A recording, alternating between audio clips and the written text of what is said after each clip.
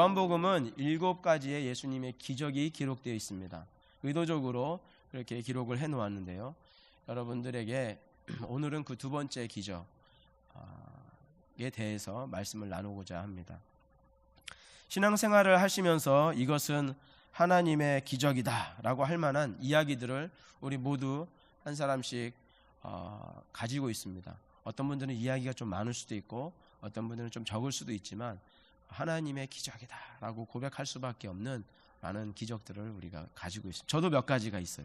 이건 도저히 말로는 설명이 안 되는 이런 사건들이 있고, 그런 사건들을 경험할 때 하나님의 주되심이 더 확실하게 딱 와닿는 경험들을 많이 합니다. 예수 믿는다는 것이 하나님의 기적을 체험하는 것임을 믿으시기 바랍니다. 하나님의 기적을 체험하는 것이 예수 믿는 겁니다. 그래서 너무너무 재밌습니다. 내가 생각했던 기적은 아니지만 그 기적적인 일들이 내 삶에서 많이 일어납니다. 날마다 체험하는 기적이라고 말씀드리니까요, 어떤 분들은 마술쇼를 연상시키실지 모르겠습니다. 그 마술쇼 가보면 막 하나 끝나면 또 하나 나오고 하나 끝나면 또 하나 나오고 점점 더 세지잖아요. 그렇죠? 그래서 탄성이 나오잖아요. 어떨 때는 칼도 나오고 어떨 때는 불도 왔다 갔다 하고. 근데 예수님을 믿는다는 것은 이런 자극적인 마술쇼와는 근본적으로 다릅니다. 가장 큰 차이점은 마술쇼는 재미는 있는데 나의 삶하고는 아무런 상관이 없습니다. 그냥 쇼니까요. 근데 예수님을 믿고 하나님의 기적을 체험하는 것은 나의 삶과 매우 밀접합니다. 마치 내 삶이 그 마술쇼 무대 위에 있는 것처럼 내가 주인공입니다. 그런 면에서는 굉장히 근본적으로 다릅니다. 수요 예배 때 제가 말씀드렸듯이 저는 이번 주 또 한 번의 기적을 체험했습니다. 나의 속사정을 너무나 정확하게 아시는 하나님께서 제가 고민하고 있는 문제의 본질이 무엇인지, 그리고 그 일이 어떻게 해결될 것인지, 그것에 대해서 정확하게 말씀으로 보여주셨기 때문입니다. 제가 그러한 일들을 겪을 때 속으로 너무나 놀랍니다. 한치의 오차도 없이 가장 최적의 순간에 하나님께서는 당신의 말씀을 보내주셔서 문제의 본질은 무엇이고 해결은 어떻게 될 것인지. 근데 문제는 제가 이것에 대해서 전혀 감을 못 잡고 있었다라는 겁니다. 마치 혼돈과 흑암과 공허에 깜깜할 때 빛이 필요한지 빛이 필요하지 않은지도 모르는데 하나님께서 빛을 보내주시는 것처럼, 빛이 필요했구나, 그런 것을 아는 것처럼 하나님께서 적재적소에 딱 그 말씀을 주실 때는 너무나 감탄을 하게 됩니다. 이런 이야기들을 많이 경험하고 싶으시면 수요 예배에 많이 참석하시기 바랍니다. 늘 한결같이 참석해 주시는 분들과 같이 말씀 나누는 것 굉장히 제가 은혜 많이 받고 저 스스로도 기도하는 좋은 시간입니다. 오늘 이 귀한 시간에 하나님께서 여러분에게 말씀 주시기를 간절히 소망합니다. 여러분은 하나님 말씀 받으시기만을 간절히 소망하시기 바랍니다. 성경을 읽다 보면요, 통독하시는 분들이 저희 교회에 이제 꽤 많이 계십니다. 올 초부터 지금 이제 우리가 구약이 끝났어요. 그리고 이제 신약으로 아마 다음 주면 들어갈 텐데, 그러면 성경을 정말 우리가 다 읽게 되는 겁니다. 근데 읽으신 분들이 혹시 눈치채셨는지 모르겠어요. 성경 읽다가 보면 똑같은 본문인데 다른 책이 기록되어 있는 것이 있습니다. 근데 사실 잘 캐치하기는 어려워요. 너무 자연스럽기 때문에. 근데 이 너무나 똑같은 내용인데 다른 책에 그대로 기록되어 있습니다. 그게 또 이상하지요. 왜냐하면 이미 기록되었는데 그것을 다른 책에 또 기록할 필요가 없잖아요. 근데 성경에 그런 부분이 꽤 있습니다. 그 대표적인 예가 사무엘하 22장과 시편 18편입니다. 내용이 99% 똑같습니다. 99% 사실 내용은 100% 똑같은데 그 토시가 약간 다른 게 있습니다. 그렇지만 그 내용은 같은 내용입니다. 사무엘하 21장에는 다윗이 블레셋 군대를 만나서 싸우는 장면이 나옵니다. 그 전에는 사울이 죽습니다. 사울이 블레셋에게 이제 싸우다가 죽게 되고 이제 사울의 장례가 치러지고 다윗이 이제 본격적으로 블레셋 정벌에 나섭니다. 근데 그 전투가 너무나 치열해서 다윗이 죽을 뻔합니다. 그 당시에 골리앗으로 대표되는 가드 사람들이 전쟁에 참가하게 되는데 그 거인족들하고 싸우다가 다윗이 지쳤다라는 표현이 나옵니다. 그래서 그 다윗의 군대 장관 아비새가 다윗을 도와서 가까스로 그들을 물리치면서 하는 말이, 왕은 앞으로 전투에 나오지 마십시오. 이제 그때 다윗이 나이가 좀 된 거예요. 그러니까 나오지 마시고 전투는 우리가 다 수행하겠습니다. 그런 장면이 나와서 굉장히 급박하게 전세가 돌아갔고 자칫하면 다윗이 전투에서 목숨을 잃을 뻔했다. 그런 상황이 나옵니다. 그리고 이제 그 거인족들을 다 물리치고 블레셋을 완벽하게 정복을 하는 장면이 나옵니다. 그때의 다윗이 하나님께 올린 찬송 고백이 있습니다. 그 고백이 시편 22장에 기록되어 있는데 똑같은 내용이 사무엘 하야 22장에 기록되어 있는데 똑같은 내용이 시편 18편에 그대로 기록되어 있습니다. 왜냐하면 시편은 다윗의 어떻게 보면 하나님에게 올리는 찬송이잖아요. 그러니까 이제 시편에 그게 있는 것이 문맥적으로 좀 맞죠. 사무엘 하 22장 30절에서 32절 제가 중간만 추렸습니다. 여기에 보시면 다 같이 한번 읽어보겠습니다. 시작. 내가 주를 의뢰하고 적군을 달리며 내 하나님을 의지하고 성벽을 뛰어넘나이다. 하나님의 도는 완전하고 여호와의 말씀은 정미하니 저는 자기에게 피하는 모든 자에게 방패시로다. 여호와 외에 누가 하나님이며 누가 우리 하나님 외에 누가 바위뇨. 죄송합니다. 여기에 보면은 30절 32절에서 여러분께서 아시듯이 내가 주를 의뢰하고 적군을 달리며 내 하나님을 의지하고 성벽을 뛰어넘나이다. 여호와 외에 누가 하나님이며 우리 하나님 외에 누가 반석이냐, 이렇게 선포하고 있습니다. 딱 찬송시, 승리에 대한 찬송시 같지요.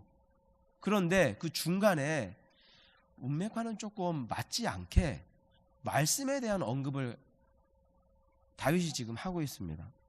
하나님의 도는 완전하고 여호와의 말씀은 진실하니 그는 자기에게 피하는 모든 자에게 방패시로다. 여호와의 말씀이라고 하지 않고 그냥 여호와는 진실하니 하나님은 완전하고 이렇게 표현해도 문맥상 아무런 이상이 없고 이렇게만 가는 것이 전체 문맥에는 더 맞습니다. 왜냐하면 지금은 여호와의 말씀을 이야기하는 때가 아니라 하나님의 전능하심을 나타내는 때잖아요. 그런 면에서 읽다가 보면 사실 탁 막힙니다. 여기에다 갑자기 왜 말씀을 집어넣으셨을까? 그리고 말씀을 집어넣으셨으면 말씀을 조금 더 풀어나가시면 좋을 텐데 그러지 않고 또 바로 또 전투 얘기로 가요. 근데 여기에 놀라운 영적인 비밀이 담겨 있습니다. 바로 우리의 인생의 전투의 중심에는 무엇이 있다? 말씀이 있다는 겁니다. 이것을 모르면 그냥 전투 이야기입니다. 인생 치열하게 산 이야기고 전쟁 수행한 이야기가 되지만 그 중심에 하나님의 뜻, 하나님의 말씀이 있다라는 것을 다윗이 알고 그것을 지금 전하고 있는 것입니다. 할렐루야. 여러분의 인생 이번 한 주도 만만치 않으셨지요? 만만치 않습니다. 오늘은 이 사람, 내일은 저 사람, 오늘은 이 일, 내일은 저 일. 우리가 늘 그런 쳇바퀴 속에서 여러 가지 일들을 겪으면서 하루하루가 지나갑니다. 작년은 이런 일, 올해는 이런 일, 내년에도 또 무슨 일이 생기겠죠. 계속 그렇게 반복될 겁니다. 그런데 그 중심에는 무엇이 있다? 말씀이 있다라는 것을 모르면 세상 사람들하고 똑같이 우리가 문제만 해결해 나가면서 살아가는 겁니다. 오늘 제가 이 부분 여러분들과 너무나 감사하게 나누게 되었습니다. 다윗은요, 새로 달구어진 자신의 칼을 의지해서 전투를 수행한 사람이 아닙니다. 성령의 능력으로 달구어진 하나님의 말씀, 성령의 검으로 그는 전투를 수행했음을 이것으로 보여주는 것입니다. 할렐루야. 여러분들은 인생의 많은 문제들을 어떠한 검으로, 새로 달구어진 그 칼로 수행하고 계십니까? 아니면 인생의 많은 문제의 현상 속에서 하나님의 말씀으로 그 전투를 수행해 나가고 계십니까? 내 스스로에게 반문해 봐야 됩니다. 우리의 싸움은 혈과 육이 결코 아닙니다. 나의 삶에 일어나는 많은 일들은 그냥 일어나고 지나치는 것들이 절대로 아닙니다. 그 중심에는 하나님의 말씀이 있습니다. 그래서 이 싸움의 본질은 언제나 하나님의 말씀으로 향합니다. 오늘 본문 여러분과 요한복음 4장 말씀 나눌 텐데요, 이러한 본질을 잘 보여줍니다. 같이 한 절씩 교독하시겠습니다. 여호와께서 다시 갈릴리 가나에 이르시니 전에 물로 포도주를 만드신 곳이라. 왕의 신하가 있어 그의 아들이 가버나움에서 병들었더니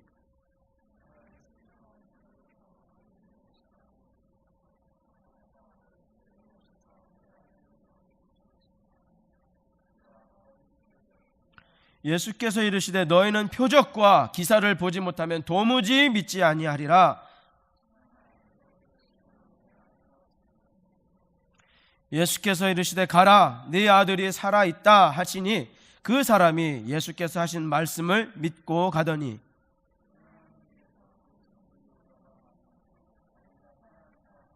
그 낫기 시작한 때를 물은즉 어제 7시에 열기가 떨어졌나이다 하는지라.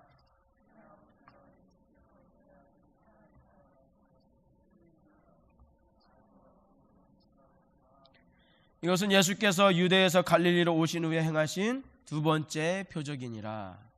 아멘. 여러분, 이 본문이 우리에게 전달하고자 하는 핵심 메시지가 무엇이라고 생각하십니까? 병고침입니까? 아니면 말씀이 선포되었다는 것입니까? 말씀이 선포되었다고 하는 것이 핵심입니다. 기적은 철저하게 도구로 사용되었으니 기적 그 자체가 여기에서는 본질이 아닙니다. 본질은 말씀입니다.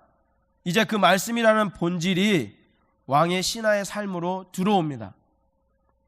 말씀을 들었다는 것이 기적입니까? 아니면 예수님을 온 집안이 믿었다는 것이 기적입니까?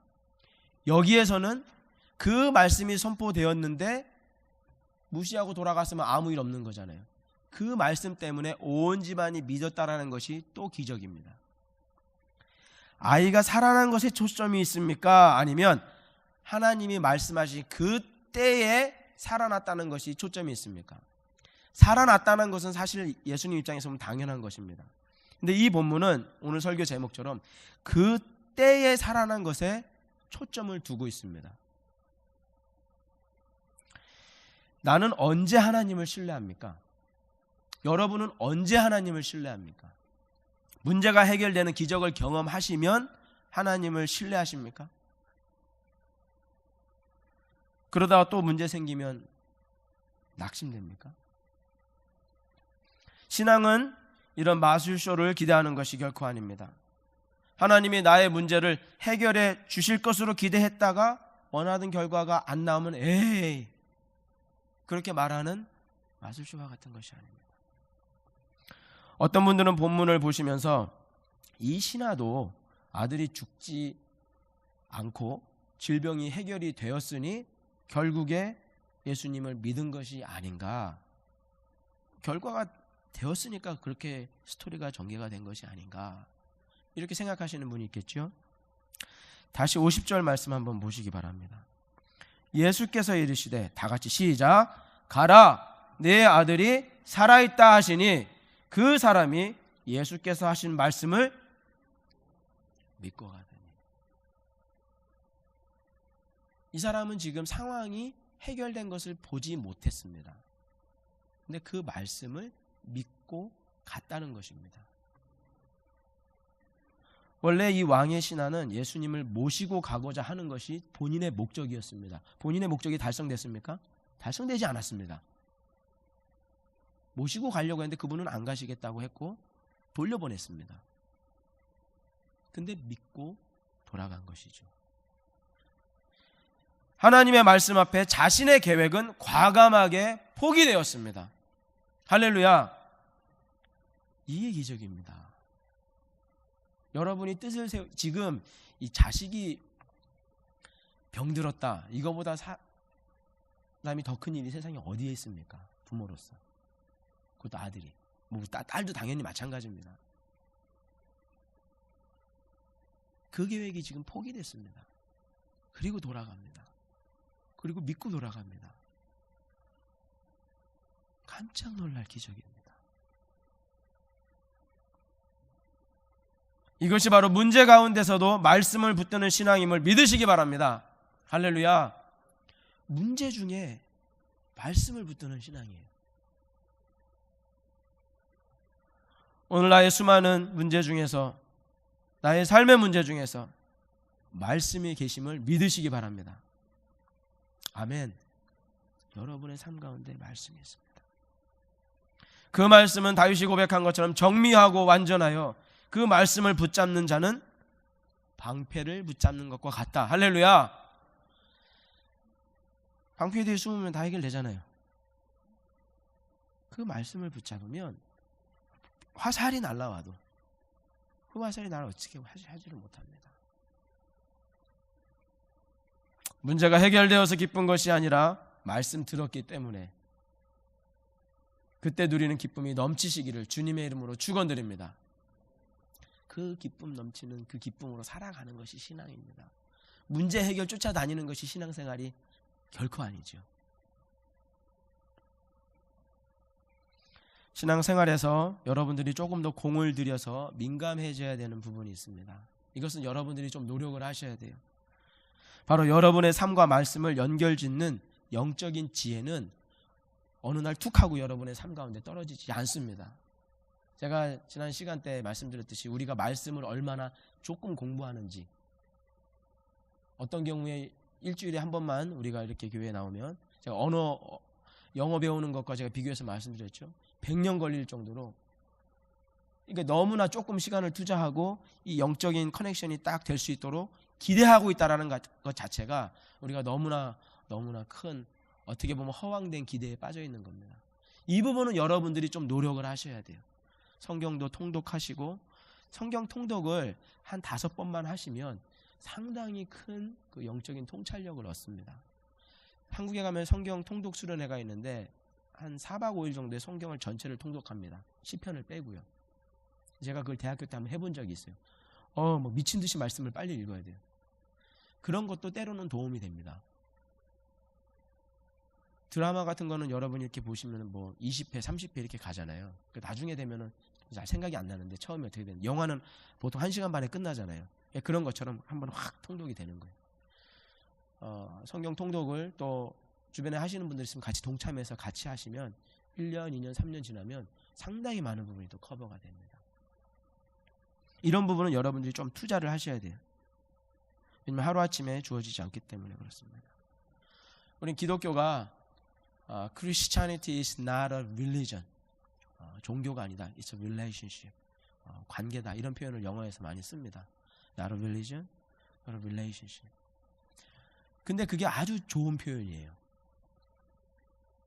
타 종교는요, 관계는 별로 중요하지 않아요. 타 종교에서는 신탁이 중요합니다. 그러니까 신의 뜻, 아니면 자기가 원하는 것에 대한 답, 그것이 굉장히 중요합니다. 그래서 대부분의 종교는 어떤 신탁과 굉장히 밀접한 관계가 있습니다. 그러다 보니까 우리가 신앙생활을 할 때도 하나님의 말씀을 신탁처럼 받으려고 하는 경향이 있습니다. 예를 들어 우리 새해에 말씀을 하나를 뽑습니다. 근데 그 말씀을 딱 뽑으면 너무너무 좋은 말씀들이 많이 있어요. 왜 그런 줄 아십니까? 제가 좋은 말씀을 다 거기다 담아놨기 때문에 그렇습니다. 그런데 그것을 뽑을 때 뽑고, 하나님이 참 나에게 좋은 말씀을 주셨다. 제가 성경에 있는 말씀을 다 담아서 넣으면 큰일 납니다. 왜냐하면 뭐 딱 뽑았는데 가룟 유다가 목매달려 죽으니라, 이런 그 구절이 있거든요. 그러면 어떻게 되겠어요?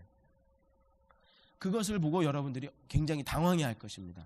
왜 당황하느냐? 신탁처럼 생각하고 있기 때문에 그렇습니다. 당황할 일이 아니에요. 이게 또 이 부분을 좀 더 공부하라는 뜻인가? 그렇게 생각할 수도 있잖아요. 근데 아직도 한국 정서상 좀 그런 느낌이 남아있어요. 그래서 항상 좋은 말씀만 이제 담아 놓는 겁니다. 신탁이 결코 아닙니다. 하나님은 하나님 자체가 인격이시고 우리에게 인격적인 존재로 지으셨습니다. 대화하길 원하시고, 함께 부부가 막 결혼해서 함께 이렇게 막 살아가면서 서로를 깊이 알아가듯이, 자녀와 부모가 또 이렇게 자녀가 막 태어나서 서로를 막 알아가듯이 그런 관계입니다. 할렐루야. 그러려면 시간을 보내야 되고, 그러려면 뜻을 알아야 되고, 좀 오해도 생기고, 오해가 풀리면서 깊은 사랑이 생기는 겁니다. 그런 것이 신앙의 그 과정인데요. 여러분들이 그 말씀하시는 하나님을 잘 이해하기 위해서는 성경을 공부를 해야 됩니다. 하나님께서 지금도 날마다 생명이여 능력이신 그분의 말씀만을 붙잡을 수 있도록 내 삶의 전반의 문제들을 얼마나 세심하게 이끌고 계신지 그걸 여러분들이 캐치를 해내야 됩니다. 그러면 진짜로 하나님의 마술쇼가 인생에서 펼쳐지는 겁니다. 할렐루야.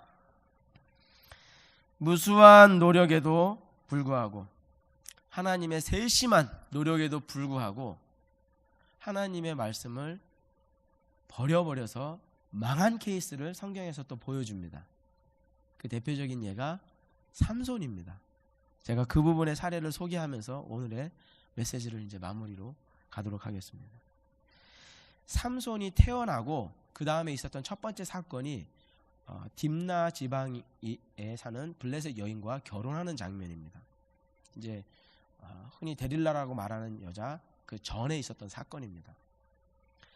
처음 일어나는 사건이 이제 결혼과 관련된 건데 부모가 반대합니다. 블레셋 여인이기 때문에. 근데 그 반대하는 부모를 억지로 우겨가지고 본인이 선을 보러 갑니다. 그 지방으로. 그게 이제 삼손의 인생이 시작되는 그 삼손의 탄생 이야기가 있고 그 다음에 시작되는 첫 번째 사건입니다. 그런데 그 사건이 매우 특이하게 진행됩니다. 사사기 14장 말씀입니다. 한 절씩 여러분과 제가 봉독해 보겠습니다.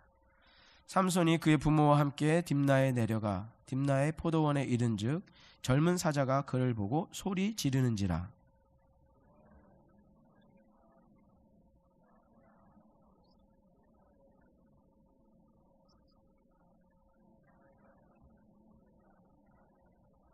그가 내려가서 그 여자와 말하니 그 여자가 삼손의 눈에 들었더라.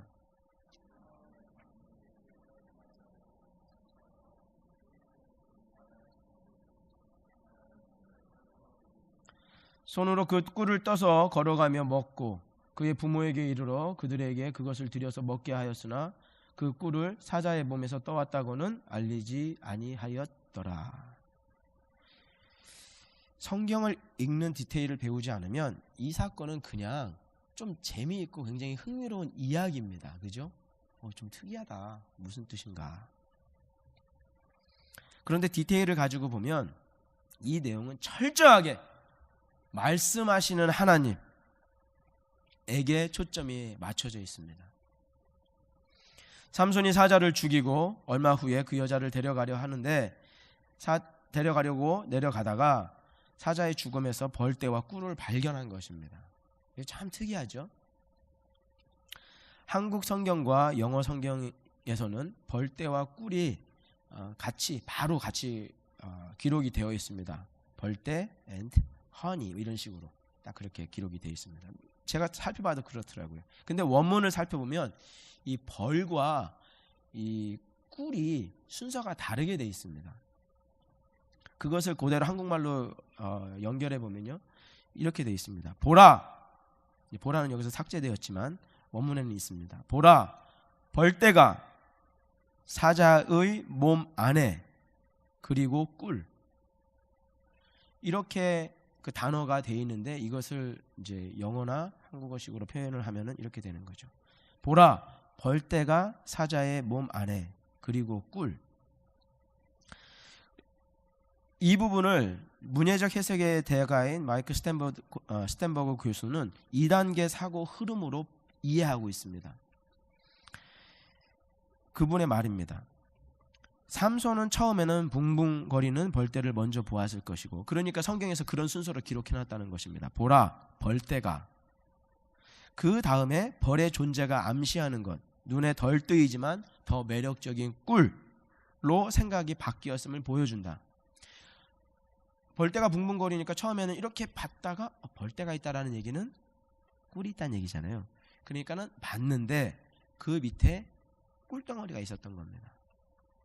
그래서 삼손이 첫 번째는 벌떼를 생각했다가 그 다음 단계로 꿀을 생각했을 것이다. 이것을 사사기 기자가 성경은 그 단계를 보여주기 위해서 단어 배치를 의도적으로 앞뒤로 나누었다, 이렇게 봅니다. 이것을 조금 더 그러면 이해하기 위해서 벌이 구약에서 상징하는 것을 살펴볼 필요가 있습니다. 총신대 구약학 교수인 김지찬 교수는 그 벌떼를 어떻게 분석했느냐, 총 4번의 벌이라고 하는 단어가 구약에 나옵니다. 근데 여기에서 본문을 제외하고 3번이 다 동일한 의미로 쓰였습니다. 무슨 의미로 쓰였느냐, 전부 이스라엘의 적으로 묘사하고 있습니다. 벌을 보면은 그 이제 침이나 그 맹독성 때문에 조그마한 벌들은 별 꿀벌 같은 건 크게 의미가 없지만 말벌 같은 것들에 이제 말벌에 하면 사람들이 죽잖아요. 여기 사막 기후이기 때문에 벌들이 셉니다. 그래서 이스라엘의 적으로 비유하고 있습니다. 성경은 벌은 다 이스라엘 적으로 나오는 거죠. 그러면 이것을 다 조합해서 볼 때 어쩌면 지금 하나님은 벌을 사용하셔서, 이 친구가 지금 말씀을 버렸으니까 부모의 명을 쫓아야 되는데, 우리가 새벽기도 때 잠언 말씀에서 배웠죠. 잠언 말씀에서 부모, 내 아들아 내 명을 따르고 내 명을 쫓아라. 하나님께서 부모를 통해서 하시는 그 말씀을 따라야 하는데 부모의 명을 버렸습니다. 그리고 자신의 육신의 길로 갑니다. 그래서 하나님께서 그 사람에게 또 관여하시기 위해서 다들 좀 알만한 경고, 벌. 그런데 이 벌이 또 꿀이 있잖아요. 이 사람은 지금 달콤한 꿀을 찾아서 가는 길입니다. 자신의 육체의 정욕을 만족시키기 위한 걸음을 가고 있잖아요. 맹독의 침을 지닌 벌과 거절하기 어려운 유혹의 달콤함을 상징하는 그 꿀이 지금 한 공간 안에 있습니다. 지금 달콤함을 얻기 위해 삼손이 찾아가고 있는 이 블레셋 여인은 결국 치명적인 맹독으로 삼손의 인생을 물어뜯고야 말 것입니다. 저는 이 김지찬 교수님의 해석에 더해서 이미 사자가 삼손의 초행길에 으르렁거렸다는 사실도 간과해서는 안 된다고 생각합니다. 김지찬 교수는 책에다 그렇게 써놓지는 사자 이야기는 또 빠뜨렸더라고요. 어떤 분들이 말씀하시겠죠. 저는 뭐 원문도 모르고 그렇게 문예적으로 성경을 파악할 만한 시간도 없습니다. 괜찮습니다. 조금만 정성을 기울이면 뭐 성경을 그렇게 밥 먹듯이 공부하시는 분들은 더 많이 알겠지만 우리들도 알 수 있습니다. 그것이 바로 어린 사자입니다. 그 어디 길을 가는데 어린 사자가 나타났다는 것 자체가 불길하잖아요. 그리고 삼손한테 으르렁거리잖아요. 그걸 그냥 건너뛸 필요는 없습니다. 근데 삼손이 그 사자를 또 찢어 죽이잖아요. 여기에서 굉장히 많은 암시가 들어 있습니다. 그 무엇도 삼손을 막을 수가 없구나.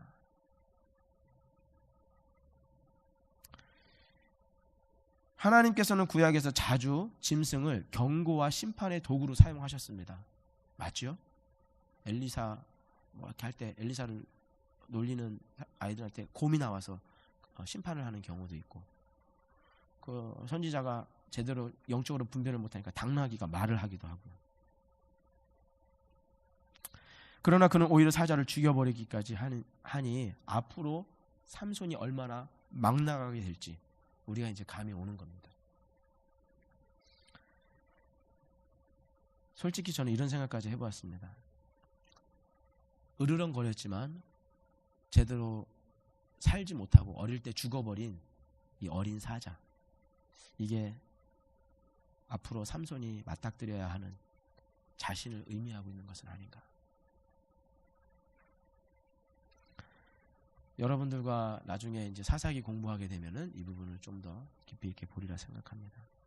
하나님은 삼손의 삶에 관여하셨을까요? 안 하셨을까요? 관여하십니다. 일어나는 일들은 그저 일어나는 일들이 결코 아닙니다. 달콤함에 손을 뻗기 전에 붕붕 소리를 내면서 공중에 떠있는 벌을 먼저 보게 하셨습니다. 이미 그 전에 사자를 보내서 그의 길을 경고하셨습니다. 이렇게 우리가 좌로나 우로나 치우치지 않게 하기 위해서 하나님은 말씀을 보내시고, 말씀을 버리면 상황을 보내시고, 상황을 버리면 짐승까지라도 쓰셔서 계속해서 우리의 삶을 하나님이 보여주십니다. 하나님은 이렇게 세심하게 민감하게 인도하시고 배려하시기 위해서 우리의 삶을 이렇게 보여주시는데, 나는 얼마나 하나님의 말씀에 민감하게 반응하고 있습니까? 이제부터라도 다시 말씀 배우고 나의 삶의 말씀을 다시 적용하는 이 훈련을 받으시기를 주님의 이름으로 축원합니다. 이제 가을에 저희가 말씀 공부를 좀 부지런히 할 생각입니다.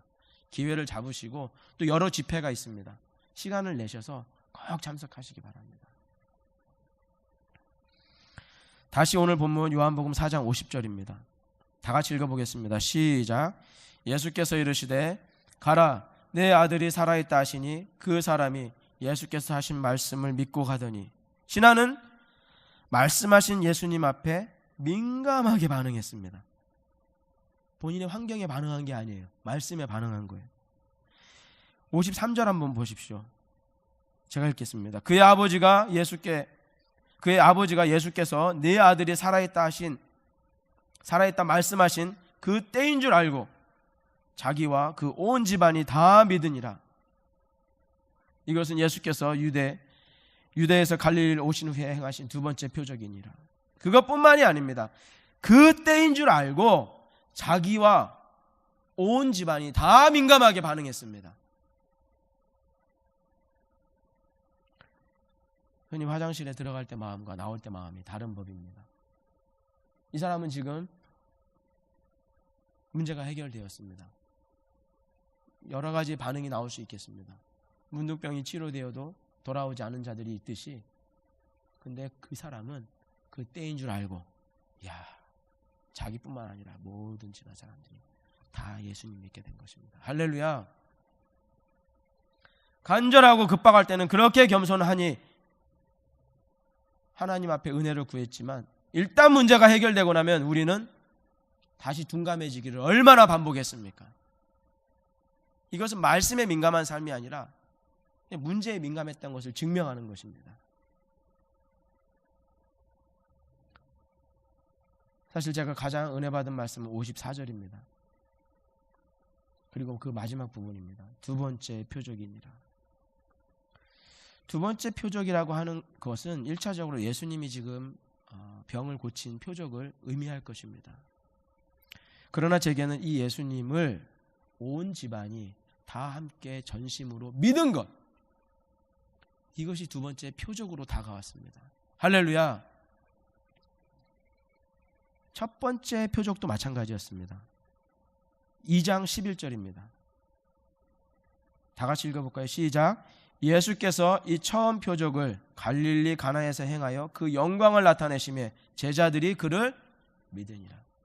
물이 포도주가 바뀐 것이 표적이 아니라 저에게는 이 제자들이 예수님을 믿은 것, 그것이 정말 영적인 표적이 아닌가.